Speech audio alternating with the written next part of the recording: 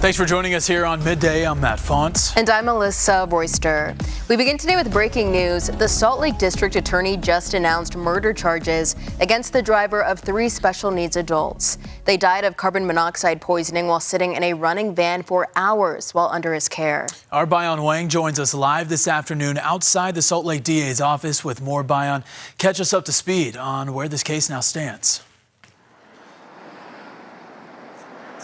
Guys, a major development at the Salt Lake City District Attorney's Office. The District Attorney Gill announcing 3 charges of first-degree murder against a 25-year-old driver, Isaiah Pulu, who's accused of leaving 3 disabled patients in a garage at his apartment when he wasn't even supposed to be there. Those 3 disabled patients dying from carbon monoxide poisoning. That is, according to authorities. They are still waiting for a toxicology test to confirm those results, but as of everything they've gathered so far, that is what they believe is the cause of death for these disabled patients. Now, you may recall that the arresting charges that landed Pulu in jail in this case was several manslaughter charges and charges as it relates to aggravated abuse of a vulnerable adult. So this is a huge step above that when we reference the 3 counts of first-degree murder charges. The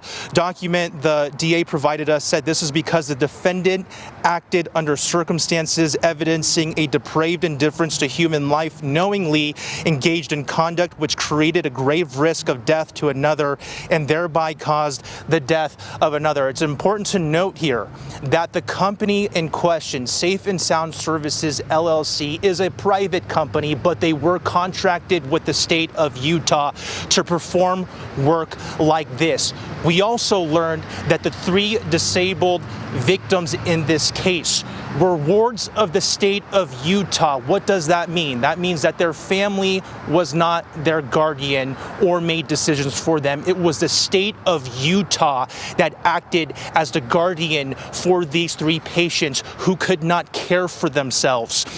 It's also important to note that according to the DA, Pulu received a reprimand warning from his company in January for similar behavior. That reprimand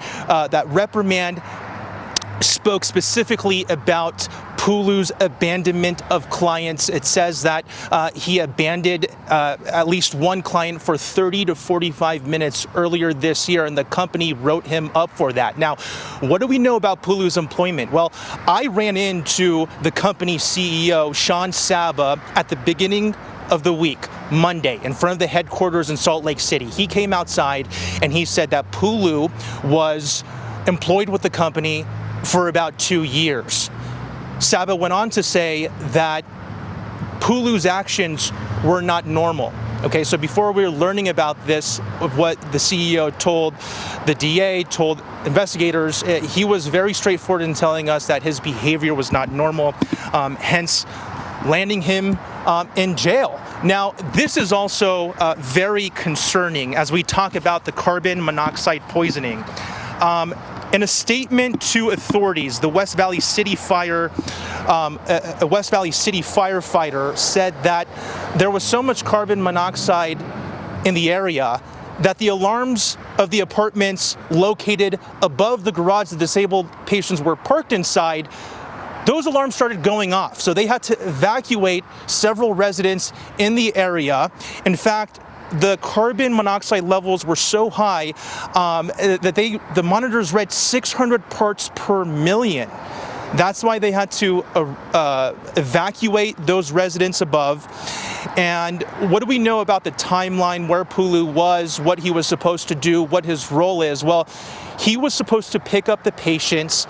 He was supposed to go on an outing with them, 3 clients here, and then take them to the central office, the headquarters where I ran into the CEO. That is their day program. That's where they go through various activities.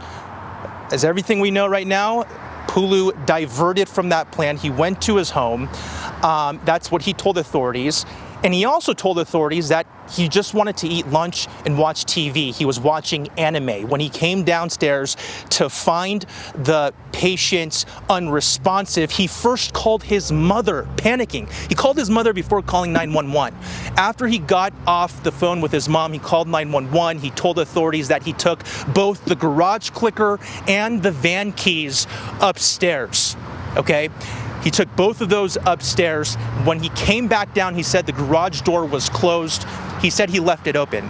Now, we spoke to one of the client's mother, Colton Moser. Her name is Wendy Rollins. And she said that Colton suffered from severe autism. He was fully nonverbal. One of the other clients were also fully nonverbal. And one of the symptoms of being, having autism can sometimes in many patients play out to be aggression. So she said it was her understanding that this company was only supposed to take her loved one to and from the facility to the central office and back home. And it calls into question how many patient to caretaker ratio is this company supposed to operate? We asked the DA that. He said that there are other regulatory agencies that look into the policies and procedures. Now, as it relates to these murder charges, I want to take a break here for a second and toss to a soundbite from Gill talking about those murder charges. Take a listen.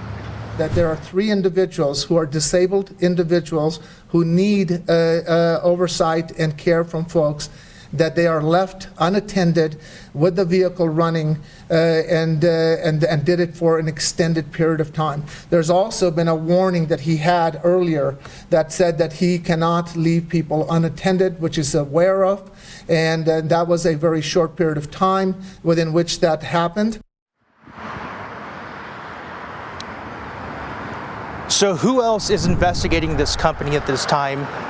The Department of Health and Human Services is playing a critical role here.